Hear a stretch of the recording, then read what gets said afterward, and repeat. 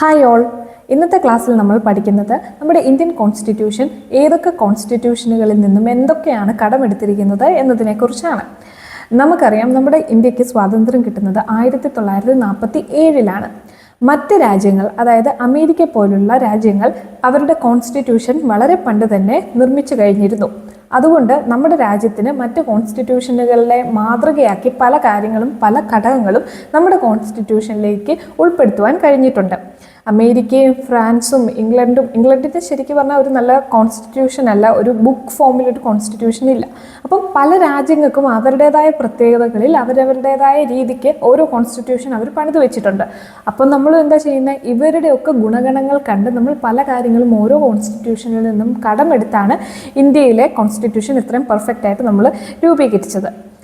പിന്നെ ഞാൻ പെർഫെക്റ്റ് എന്ന് പറയുമ്പോൾ പലർക്കും വിരുദ്ധാഭിപ്രായങ്ങൾ കാണും. നമ്മുടെ കോൺസ്റ്റിറ്റ്യൂഷനും ന്യൂനതകളുണ്ട് എന്നുള്ളത് സത്യമാണ്. പക്ഷേ ഇതിൻ്റെ ബാക്ക്ഗ്രൗണ്ട് നിങ്ങളൊന്ന് അറിഞ്ഞിരിക്കണം. അതായത് നമ്മുടെ കോൺസ്റ്റിറ്റ്യൂവൻ്റ് അസംബ്ലിയിൽ കൂടുതലും ആരൊക്കെയായിരുന്നു ഉണ്ടായിരുന്നത്? വക്കീൽ അല്ലെങ്കിൽ അഡ്വക്കേറ്റ് പ്രൊഫഷനിലുള്ളവരായിരുന്നു കൂടുതലും ഉണ്ടായിരുന്നത്.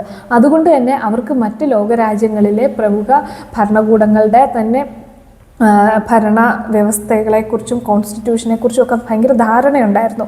അപ്പം നമ്മുടെ കോൺസ്റ്റിറ്റ്യൂവൻ്റ് അസംബ്ലിയിൽ കുറേ വക്കീലന്മാരുള്ളത് കൊണ്ടാണ് നമുക്ക് ഒരു ഭാഗ്യം ലഭിച്ചത്. മറ്റു കോൺസ്റ്റിറ്റ്യൂഷനെയൊക്കെ ആധാരമാക്കി നമുക്ക് സ്വന്തമായിട്ട് ഉള്ളതിൽ ഏറ്റവും എല്ലാ കോൺസ്റ്റിറ്റ്യൂഷൻ്റെയും ഗുണങ്ങളെല്ലാം കൂടെ ചേർത്ത് ഒരു നല്ല കോൺസ്റ്റിറ്റ്യൂഷൻ ഉണ്ടാക്കിയെടുക്കാൻ സാധിച്ചത്. അപ്പം ഇപ്പം നിങ്ങൾക്ക് മനസ്സിലായില്ലേ എന്തുകൊണ്ടാണ് ഇന്ത്യൻ കോൺസ്റ്റിറ്റ്യൂഷനിൽ മറ്റു കോൺസ്റ്റിറ്റ്യൂഷനുകളിൽ നിന്നും കൂടുതലും അഡാപ്റ്റേഷൻ ഉള്ളതെന്നുള്ളത്. വേറൊരു ക്ലാസ് ഞാൻ പറഞ്ഞിട്ടുണ്ട്, നമ്മുടെ കോൺസ്റ്റിറ്റ്യൂഷൻ സാധാരണക്കാരന് വായിച്ച് മനസ്സിലാക്കാൻ ഇച്ചിരി പാടാണ്.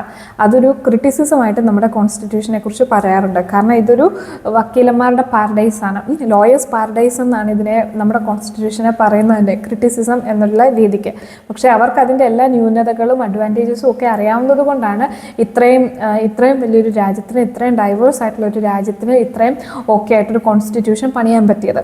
ഈ കോൺസ്റ്റിറ്റ്യൂഷൻ എന്നുള്ള ഒരു കാര്യത്തെക്കുറിച്ച്, നിയമങ്ങളെക്കുറിച്ചും വ്യവസ്ഥിതികളെക്കുറിച്ചും സോഷ്യോളജി അങ്ങനെ പല കാര്യങ്ങളെക്കുറിച്ച് ധാരണയില്ലാത്ത ഒരു കൂട്ടം ജനറലിസ്റ്റുകളായിട്ടുള്ള ആളുകളായിരുന്നു ഒരുപക്ഷെ കോൺസ്റ്റിറ്റ്യൂഷൻ ഉണ്ടാക്കിയിരുന്നുവെങ്കിൽ ഇത്രയും ഒരു സുസ്ഥിരമായൊരു കോൺസ്റ്റിറ്റ്യൂഷൻ ഉണ്ടാക്കുന്നതിൽ അവർ പരാജയപ്പെട്ടേനെ. കാരണം നമ്മുടെ പോലൊരു രാജ്യത്തിന് ഇച്ചിരി പാടാണ് ഒരു നല്ല കോൺസ്റ്റിറ്റ്യൂഷൻ ഉണ്ടാക്കുക എന്നുള്ളത്.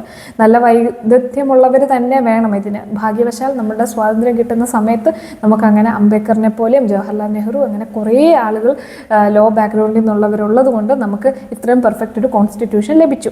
നിങ്ങൾ ഓർക്കണം, പല കോൺസ്റ്റിറ്റ്യൂഷൻസും, നേപ്പാളിൻ്റെ കോൺസ്റ്റിറ്റ്യൂഷൻ എപ്പോഴും പ്രശ്നങ്ങൾ നേരിടുന്നുണ്ട്. പാകിസ്ഥാൻ്റെ കോൺസ്റ്റിറ്റ്യൂഷനും അതുപോലെ പല തരത്തിലുള്ള വെല്ലുവിളികൾ നേരിടുന്നുണ്ട്. അവർ ഇടയ്ക്കിടയ്ക്ക് അത് അമെൻഡ് ചെയ്യുന്നുണ്ട്. അവർക്കൊരു കോൺസ്റ്റിറ്റ്യൂഷണൽ പവറൊക്കെ ഭയങ്കര വേഗമാണ് അവരുടെയൊക്കെ. അപ്പം ഇന്ത്യക്ക് ഒപ്പം സ്വാതന്ത്ര്യം കിട്ടിയ പല രാജ്യങ്ങളിലെ കോൺസ്റ്റിറ്റ്യൂഷൻ്റെ കഥ ദുരന്തമാണ്. കാരണം അവർ പണിത് വരുമ്പോഴത്തേക്കും, ഈ ഒരു സംഭവം ബിൽഡ് ചെയ്ത് വരുമ്പോഴത്തേക്കും അതിൻ്റെതായ വെല്ലുവിളികൾ വന്ന് ആ കോൺസ്റ്റിറ്റ്യൂഷൻ ആ രാജ്യത്തിന് ചേരാത്തതായി പിന്നീട് പുതിയതിലേക്ക് എല്ലാവരും മാറുകയാണ് ചെയ്യുന്നത്. പക്ഷേ നമ്മുടെ കോൺസ്റ്റിറ്റ്യൂഷൻ വളരെ സോളിഡായിട്ട് തന്നെയാണ് ഇപ്പോഴും നിലനിൽക്കുന്നത്. ഓക്കെ, അപ്പോൾ നമുക്ക് നമ്മുടെ കോൺസ്റ്റിറ്റ്യൂഷൻ എവിടെ നിന്നൊക്കെയാണ് കടമെടുത്തിരിക്കുന്നത് എന്നുള്ളത് നോക്കാം. ഒന്നാമത്തേത് ഗവൺമെൻറ് ഓഫ് ഇന്ത്യ ആക്ട് 1935. അതായത് നമുക്കറിയാം ബ്രിട്ടീഷുകാരാണ് ഇന്ത്യ ഭരിച്ചുകൊണ്ടിരുന്നത്.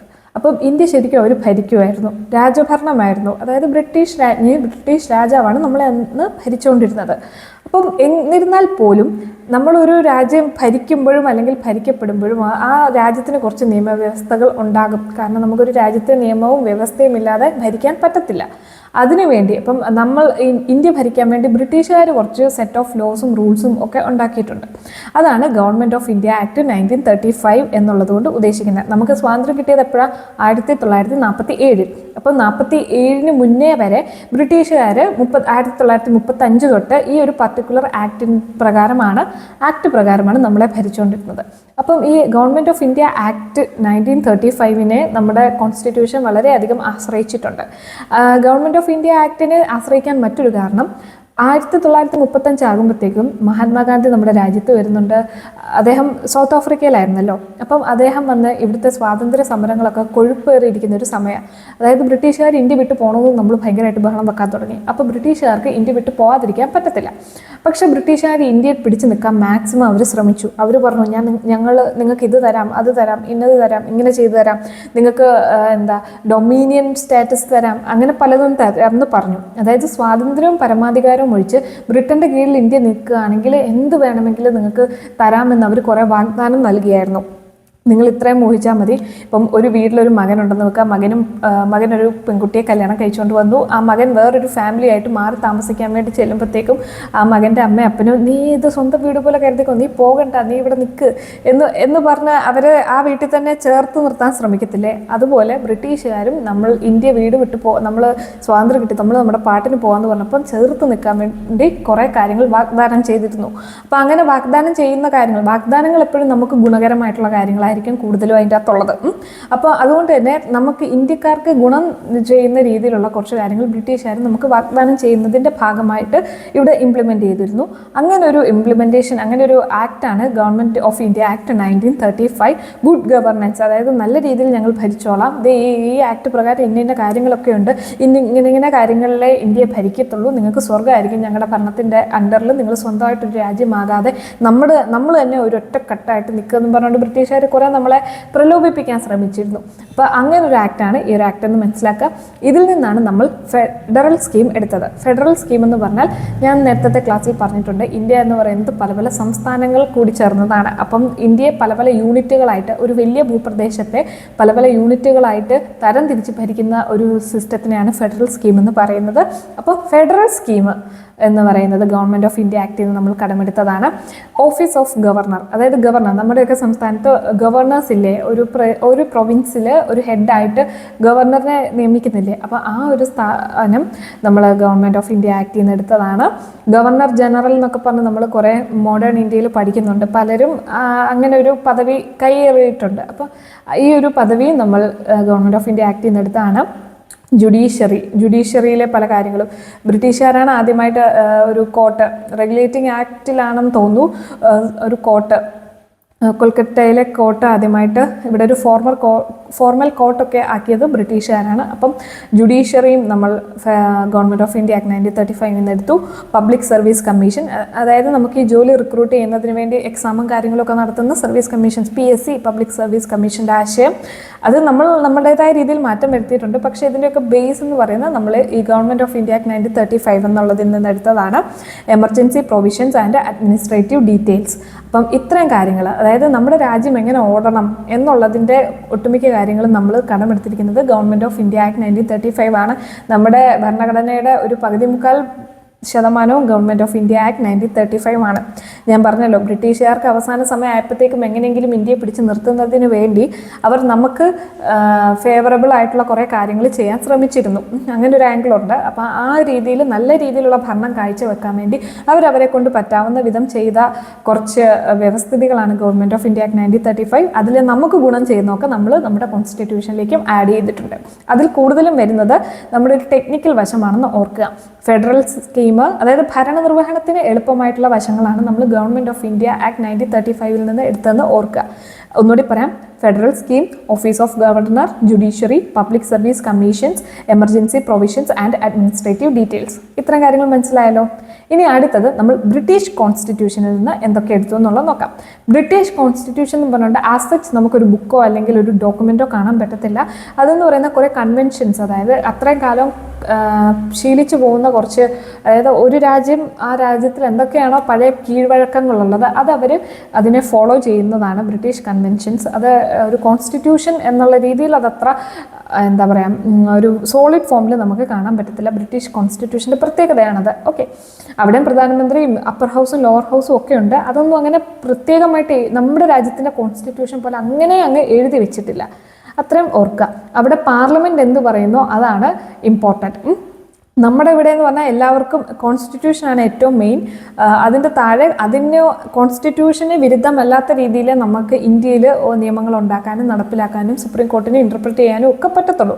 പക്ഷേ ബ്രിട്ടീഷുകാരെ സംബന്ധിച്ചിടത്തോളം അവരുടെ കോൺസ്റ്റിറ്റ്യൂഷനെക്കാളും പാർലമെൻറ്റ് എന്ത് പറയുന്നു, അതായത് ജനങ്ങൾ ജയിപ്പിച്ചു വിട്ട കുറച്ച് പേരുണ്ടല്ലോ, അവരാണ് ശരിക്കും അവിടെ ഭരിക്കുന്നത്. നിങ്ങൾക്ക് ബ്രിട്ടൻ്റെ ഗ്ലോറിയസ് റെവല്യൂഷനൊക്കെ പഠിച്ചിട്ടുണ്ടെങ്കിൽ നിങ്ങൾക്കറിയാം, അവിടെ ബ്രിട്ടൻ എന്ന് പറഞ്ഞാൽ തന്നെ പാർലമെൻറ്റിനാണ് ഇമ്പോർട്ടൻസ് കൂടുതലും അവർക്ക്. സോ അതുകൊണ്ട് ബ്രിട്ടീഷ് കോൺസ്റ്റിറ്റ്യൂഷനിൽ നമ്മൾ എന്തൊക്കെ എടുത്തിരിക്കുന്നതെന്ന് നോക്കാം. Parliamentary government. വെസ്റ്റ്മിനിസ്റ്റർ ഗവൺമെൻറ് എന്നാണ് ഇതിന് പറയുന്നത്. പാർലമെൻ്ററി ഗവൺമെൻറ്റിൻ്റെ മാതാവെന്ന് അറിയപ്പെടുന്നത് തന്നെ ബ്രിട്ടനാണ്. ബ്രിട്ടൻ്റെ ഇൻവെൻഷനാണ് പാർലമെൻ്ററി ഗവൺമെൻറ് എന്ന് പറയുന്ന ഒരു സംഭവം. അപ്പം അത് ബ്രിട്ടീഷ് കോൺസ്റ്റിറ്റ്യൂഷനിൽ നിന്നാണ് നമ്മളെടുത്തത്. റൂൾ ഓഫ് ലോ എന്ന് പറയുന്ന ഒരു ഡോക്ട്രൈൻ, അതായത് നിയമവാഴ്ച, ആ ഒരു ഡോക്ട്രൈൻ എവിടെ നിന്നാണ് നമ്മളെടുത്തത്? ബ്രിട്ടൻ്റെ കോൺസ്റ്റിറ്റ്യൂഷനിൽ നിന്നാണ്. പിന്നെ ലെജിസ്ലേറ്റീവ് പ്രൊസീജിയർ, നിയമനിർമ്മാണം, അത് നമ്മൾ ബ്രിട്ടൻ്റെ കോൺസ്റ്റിറ്റ്യൂഷനെയാണ് ഫോളോ ചെയ്യുന്നത്. പിന്നെ സിംഗിൾ സിറ്റിസൺഷിപ്പ്, അതായത് ബ്രിട്ടൻ എന്ന് പറയുന്ന ഒരു രാജ്യത്തിന് ഒരൊറ്റ സിറ്റിസൺഷിപ്പേ ഉള്ളൂ. സിംഗിൾ സിറ്റിസൺഷിപ്പ് എന്ന് പറയുമ്പോൾ നമുക്ക് രണ്ട് രീതിയിൽ കാണാം. ഒന്ന്, രണ്ട് രാജ്യത്തിൻ്റെ സിറ്റിസൺഷിപ്പ് ഒരേ സമയം അക്വയർ ചെയ്യുക. വേറൊരു സിറ്റിസൺഷിപ്പ് ഉണ്ട്, അതായത് ഇപ്പോൾ അമേരിക്കയിലേക്ക് എന്ന് പറഞ്ഞാൽ ഒരു US സിറ്റിസൺ എന്ന് പറയുന്ന ഒരു സിറ്റിസൺഷിപ്പും ഉണ്ട്. അവർ ഏത് സ്റ്റേറ്റിലാണോ ആ സ്റ്റേറ്റിലെ സിറ്റിസൺ എന്നുള്ളൊരു സിറ്റിസൺഷിപ്പും ഉണ്ട്. അതായത് ഒരു അമേരിക്കക്കാരൻ, അവൻ അമേരിക്കക്കാരൻ എന്നുള്ളൊരു US സിറ്റിസൺ ആണ് എന്നുള്ളത് നമുക്കറിയാം. പ്ലസ് അവൻ ഏത് നാട്ടിൽ നിന്ന് വരുന്നു, ഇപ്പോൾ വാഷിങ്ടണിൽ നിന്നാണ് വരുന്നതെങ്കിൽ വാഷിങ്ടണിലെ സിറ്റിസൺഷിപ്പ് എന്നുള്ളൊരു സെപ്പറേറ്റ് സംഭവമുണ്ട്. ഇപ്പോൾ കേരളത്തിലേക്ക് വരുമ്പോൾ മലയാളി എന്ന് പറയുന്ന ഒരു സിറ്റിസൺഷിപ്പ്, ഇന്ത്യക്കാരൻ എന്ന് പറയുന്നത് വേറൊരു സിറ്റിസൺഷിപ്പ്, ആ ഒരു രണ്ട് തരം. അപ്പോൾ അത് ഈ സിംഗിൾ സിറ്റിസൺഷിപ്പാണ്. ഈ ഡബിൾ സിറ്റിസൺഷിപ്പ് നമ്മുടെ രാജ്യത്തില്ല. നമ്മുടെ രാജ്യത്തിൽ വേറൊരു രാജ്യത്തിൻ്റെ സിറ്റിസൺഷിപ്പ് അക്വയർ ചെയ്താൽ നമ്മുടെ സിറ്റിസൺഷിപ്പ് പോവുകയും ചെയ്യും. ഒരേ സമയത്ത് ഒരു സിറ്റിസൺഷിപ്പ് മാത്രമേ നമുക്ക് അക്വയർ ചെയ്യാൻ പറ്റത്തുള്ളൂ. And at the same time നമുക്ക് രാജ്യത്തിൻ്റെതായ ഒരൊറ്റ സിംഗിൾ സിറ്റിസൺഷിപ്പേ ഉള്ളൂ. ഒരിക്കലും നമുക്ക് സംസ്ഥാനത്തിനൊരു സിറ്റിസൺഷിപ്പ്, അതായത് ഫെഡറൽ സ്ട്രക്ചർ ആണല്ലോ നമ്മുടേത്. പക്ഷേ ഫെഡറൽ ആയിട്ടുള്ള ഒരു സ്ട്രക്ചർ ഉള്ളതുകൊണ്ട് തന്നെ സംസ്ഥാനങ്ങൾക്ക് വേറൊരു സിറ്റിസൺഷിപ്പ് ഉണ്ട് എന്ന് ഇല്ല നമ്മുടെ രാജ്യത്ത്. ഓക്കെ, അപ്പം അതാണ് സിംഗിൾ സിറ്റിസൺഷിപ്പ് കൊണ്ട് ഉദ്ദേശിക്കുന്നത്. പിന്നെ ക്യാബിനറ്റ് സിസ്റ്റം, ഇത് പാർലമെൻറ്റ് ഭരണം, ഇത് മുഴുവനും വരുന്നത് ബ്രിട്ടീഷ് കോൺസ്റ്റിറ്റ്യൂഷനാണ്. റിട്സ് നമുക്കറിയാം, ഹേബിയസ് കോർപ്പസ്, സെർഷ്യോറാറി, കോ വാറൻറ്റോ, അങ്ങനെ പറയുന്ന റിട്സ്. പിന്നെ പാർലമെൻ്ററി പ്രിവിലേജസ്, അതായത് നമ്മുടെ ജനപ്രതിനിധികൾക്കൊക്കെ കുറച്ച് പ്രിവിലേജസ് ഉണ്ട്. അതൊക്കെ ബ്രിട്ടീഷ് കോൺസ്റ്റിറ്റ്യൂഷനിൽ നിന്നാണ് നമ്മൾ കടമെടുത്തിരിക്കുന്നതെന്ന് ഓർക്കുക. ആൻഡ് ബൈക്യാമറലിസം എന്ന് പറഞ്ഞാൽ എന്താണ്? അപ്പർ ഹൗസ്, ലോവർ ഹൗസ് എന്ന് പറയുന്ന സംഭവം. അവിടെ ഹൗസ് ഓഫ് കോമൺസ്, ബ്രിട്ടനിൽ house of Commons, house of Lord's, ഇവിടെ എന്ന് പറയുമ്പോൾ ലോക്സഭ, രാജ്യസഭ. അപ്പോൾ ഇത്രയും കാര്യങ്ങൾ മനസ്സിലായല്ലോ ബ്രിട്ടീഷ് കോൺസ്റ്റിറ്റ്യൂഷൻ്റെ. ഇനി അടുത്തത് US കോൺസ്റ്റിറ്റ്യൂഷൻ. US കോൺസ്റ്റിറ്റ്യൂഷനിൽ നിന്നാണ് നമ്മൾ ഫണ്ടമെൻ്റൽ റൈറ്റ്സ് എന്ന് പറയുന്ന കൺസെപ്റ്റ് എടുത്തത്. ഇൻഡിപെൻഡൻസ് ഓഫ് ജുഡീഷ്യറി എടുത്തത്, അതായത് ജുഡീഷ്യറി നമുക്ക് പാർലമെൻറ്റുമായിട്ട് ഒത്തിണങ്ങിയല്ല. പാർലമെൻറ്റ് എന്ത് ചെയ്യുന്നോ അതിനെ ക്രിട്ടിസൈസ് ചെയ്യാനുള്ള ഒരു പവർ, അതായത് പാർലമെൻറ്റ് പറയുന്നതിന് എതിരെ പോകാൻ പറ്റത്തില്ല.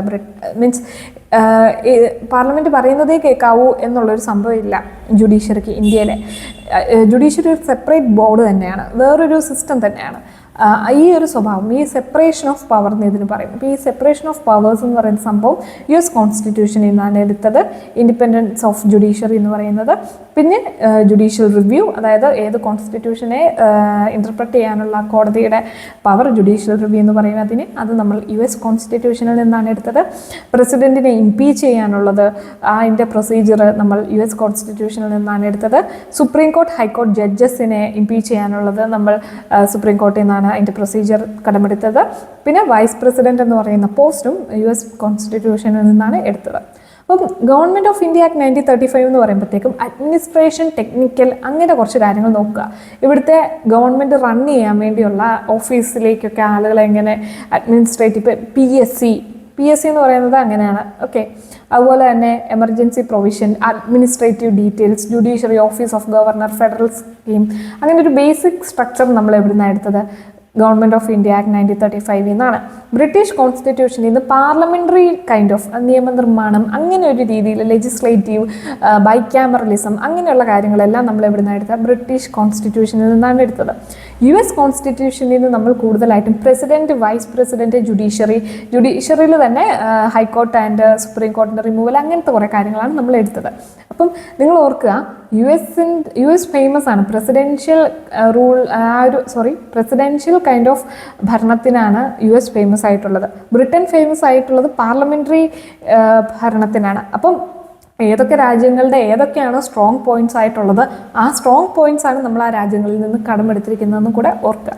അടുത്തത് ഐറിഷ് കോൺസ്റ്റിറ്റ്യൂഷൻ, DPSP, അതാണ് ഏറ്റവും important. DPSP, directive principles of state policy. അത് പുതിയ കോൺസ്റ്റിറ്റ്യൂഷനുകളിലാണ് ഇങ്ങനെ ഒരു ഘടകം നമുക്ക് കാണാൻ പറ്റുന്നത്. പഴയ കോൺസ്റ്റിറ്റ്യൂഷനുകളിൽ ഇല്ലാത്തൊരു കാര്യമാണ് DPSP എന്ന് പറയുന്നത്. എന്താണ് DPSP? അതായത് ഒരു രാജ്യത്തെ ഗവൺമെൻറ്, ഒരു രാജ്യമുണ്ടെങ്കിൽ ആ രാജ്യത്തൊരു ഗവൺമെൻറ് ഉണ്ടെങ്കിൽ ആ ഗവൺമെൻറ് എങ്ങനെയുള്ള ഗവൺമെൻറ് ആയിരിക്കണം, അവിടുത്തെ ജനങ്ങൾക്ക് നല്ല രീതിക്ക് വെൽഫെയർ നൽകുന്ന രീതിയിലുള്ള പോളിസീസ് ആയിരിക്കണം ഗവൺമെൻറ് എടുക്കുന്നത് എന്നുള്ള ഉദ്ദേശത്തോടെ ഗവൺമെൻറ്റിന് നൽകുന്ന ചില മാർഗ്ഗനിർദ്ദേശങ്ങളാണ് DPSP എന്ന് പറയുന്നത്. നിങ്ങൾ നല്ല രീതിയിൽ പഠിക്കണം കേട്ടോ എന്നൊക്കെ നമ്മുടെ അപ്പച്ചന്മാരും അമ്മച്ചിമാരും ഒക്കെ ഒരു കത്ത് എഴുതി വെച്ചിട്ട് പോയാൽ എങ്ങനെ ഇരിക്കും? അതുപോലെയുള്ളൂ നമ്മുടെ പൂർവികന്മാർ രാജ്യം ഇങ്ങനെയൊക്കെ കാര്യങ്ങളൊക്കെ ഇവിടെയൊക്കെ നടപ്പിലാക്കണം, അത് ചെയ്യണം ഇത് ചെയ്യണമെന്ന് നമുക്ക് ഒരു കത്തെഴുതി കോൺസ്റ്റിറ്റ്യൂഷനിൽ വെച്ചിട്ട് പോയതാണ്. ഓർത്താൽ മതി DPSP എന്നുള്ളത് കൊണ്ട്. ഓക്കെ, ഈ DPSP നോൺ ജുഡീഷ്യബിൾ അല്ല, നോൺ ജുഡീഷ്യബിൾ ആണ്. സോറി ഐ മീൻ നമുക്ക് അത് ജുഡീഷ്യബിൾ അല്ല, അതായത് നോൺ ജുഡീഷ്യബിൾ ആണ് എന്നുള്ളത് മനസ്സിലാക്കുക. ഫണ്ടമെൻ്റൽ റൈറ്റ്സ് ജുഡീഷ്യബിൾ ആണ്. ജുഡീഷ്യബിൾ എന്ന് പറയുമ്പോൾ എന്താണ് അതിൻ്റെ അർത്ഥം? നമുക്ക് അത് വയലേറ്റ് ആകുകയാണെങ്കിൽ കോർട്ടിൽ പോകാൻ പറ്റും ഫണ്ടമെൻ്റൽ റൈറ്റ്സ്. പക്ഷേ DPSP നടപ്പിലാക്കുന്നില്ല ഗവൺമെൻറ് എന്ന് പറഞ്ഞുകൊണ്ട് നമുക്ക് ഗവൺമെൻറ്റിനെ എതിരെ കോർട്ടിൽ പോകാൻ പറ്റത്തില്ല. കാരണം അത് നടപ്പിലാക്കാതിരിക്കാം. പക്ഷേ ഇതൊരു മാർഗ്ഗരേഖ മാത്രമാണ്. ഇപ്പോൾ വീട്ടിൽ പഠിക്കുക എന്ന് നിങ്ങളോട് വീട്ടുകാർ പറയുമ്പം നിങ്ങൾ പഠിക്കണമെന്ന് നിർബന്ധമില്ല അല്ലേ? ഇപ്പോൾ നിങ്ങൾ പഠിക്കാം എന്ന് പറയും, പക്ഷെ നിങ്ങൾക്കും പഠിക്കണമെന്ന് ആഗ്രഹം, പക്ഷെ പഠിത്തം നടക്കുന്നില്ല. ആ ഒരു അവസ്ഥയാണ് DPSPയും കോൺസ്റ്റിറ്റ്യൂഷനും നമ്മുടെ ഗവൺമെൻറ്റും തമ്മിൽ. കോൺസ്റ്റിറ്റ്യൂഷൻ ഐഡിയലി പറയും നന്നായിട്ട് നന്നായിട്ട് ജനങ്ങളെ നോക്കണേ. അപ്പം നമ്മുടെ ഗവൺമെൻറ് പറയാം നോക്കാം, പക്ഷെ അങ്ങനെ നോക്കിയില്ലെന്നും പറഞ്ഞുകൊണ്ട് വലിയ പ്രശ്നങ്ങൾ ഉണ്ടാകത്തില്ല. I mean legally. ഓക്കെ, ഇനി അടുത്തത് ഐറിഷ് കോൺസ്റ്റിറ്റ്യൂഷനിൽ തന്നെ വേറെ കുറച്ച് കാര്യങ്ങളുണ്ട്. രാജ്യസഭയിലേക്ക് മെമ്പേഴ്സിനെ നോമിനേറ്റ് ചെയ്യുന്ന കാര്യം നിങ്ങൾക്കറിയാം. അതും നമ്മൾ എവിടെ നിന്നാണ് എടുത്തത്? ഐറിഷ് കോൺസ്റ്റിറ്റ്യൂഷനിൽ നിന്നാണ് എടുത്തത്. പിന്നെ പ്രസിഡന്റിനെ എലക്ട് ചെയ്യുന്ന ആ ഒരു മെത്തേഡും എവിടെ നിന്നാണ് എടുത്തത്? ഐറിഷ് കോൺസ്റ്റിറ്റ്യൂഷനിൽ നിന്നാണ് എടുത്തത്. അപ്പം ഇത്രയും തന്നെ കുറച്ചധികം ഉണ്ടെന്ന് എനിക്ക് മനസ്സിലായി. അതുകൊണ്ട് ഞാൻ സത്യം പറഞ്ഞാൽ ഒറ്റ ക്ലാസ് എടുക്കാമെന്ന് വിചാരിച്ചു, പക്ഷേ കുറേ കാര്യങ്ങൾ നമ്മൾ എടുത്തിട്ടുണ്ട്. ഇനിയൊരു 6ഓളം രാജ്യങ്ങളിൽ നിന്ന് പല കാര്യങ്ങൾ നമ്മൾ നമ്മൾക്ക് പഠിക്കേണ്ടതായിട്ടുണ്ട്. അപ്പം ഞാൻ വിചാരിക്കുന്നത് 3 ക്ലാസ്സുകളായിട്ട് അപ്ലോഡ് ചെയ്യാമെന്ന്. ഈ ക്ലാസ് നിങ്ങൾ നന്നായിട്ടിരുന്ന് കേൾക്കുക, വേറൊരു വഴിയില്ല, ശരിക്കും പഠിക്കുക തന്നെ വേണം. പിന്നെ അറ്റ്ലീസ്റ്റ് നിങ്ങൾ ചിന്തിക്കുക, US സ്ട്രോങ് ആയിട്ടുള്ളൊരു കോൺട്രിബ്യൂഷനാണ് പ്രസിഡൻഷ്യൽ സിസ്റ്റവും വൈസ് പ്രസിഡൻറ്റും ഇൻഡിപെൻഡൻസ് ഓഫ് ജുഡീഷ്യറി. US ജുഡീഷ്യറിയാണ് ഏറ്റവും സ്ട്രോങ്. ബ്രിട്ടനിലേക്ക് വരുമ്പോൾ അവിടെ പാർലമെൻറ്റാണ് ഏറ്റവും സ്ട്രോങ്. അപ്പം ഇതൊക്കെ ഭയങ്കര ഒരു ജനറൽ നോളജാണ്. ഇങ്ങനത്തെ നോളജ് ഉള്ളവർക്ക് ഇത് പഠിക്കാൻ എളുപ്പമായിരിക്കും, പക്ഷേ പുതിയതായിട്ടുള്ളവർക്ക് ഇതിനെക്കുറിച്ച് വലിയ ധാരണ കാണത്തില്ല. വേൾഡ് ഹിസ്റ്ററിയെക്കുറിച്ച് ധാരണയുള്ളവർക്ക് ഞാൻ ഈ പറയുന്നതൊക്കെ റിലേറ്റ് ചെയ്യാൻ പറ്റും. ഓക്കെ, അപ്പം ഇന്ന് നമ്മൾ ഐറിഷ് കോൺസ്റ്റിറ്റ്യൂഷൻ വരെ പഠിക്കുന്നുള്ളൂ. ഇതൊരു പാർട്ട് 1 ആയിട്ട് ഞാനിപ്പം ഈ ഒരു സെക്കൻഡിൽ ഞാൻ ചിന്തിച്ച് പാർട്ട് 1 ആക്കാമെന്ന് വിചാരിക്കുന്നു. സോ നമ്മളിന്ന് government of India act, British constitution, US constitution, Irish constitution, 4 കോൺസ്റ്റിറ്റ്യൂഷനിൽ നിന്ന് എന്തൊക്കെ എടുത്തു എന്നുള്ളതിനെക്കുറിച്ച് വിശദമായിട്ട് പഠിച്ചിട്ടുണ്ട്. ഞാനിതിൻ്റെ ഇമേജ് നിങ്ങൾക്ക് ടെലഗ്രാം ഗ്രൂപ്പിൽ ഇട്ട് തരുന്നതായിരിക്കും.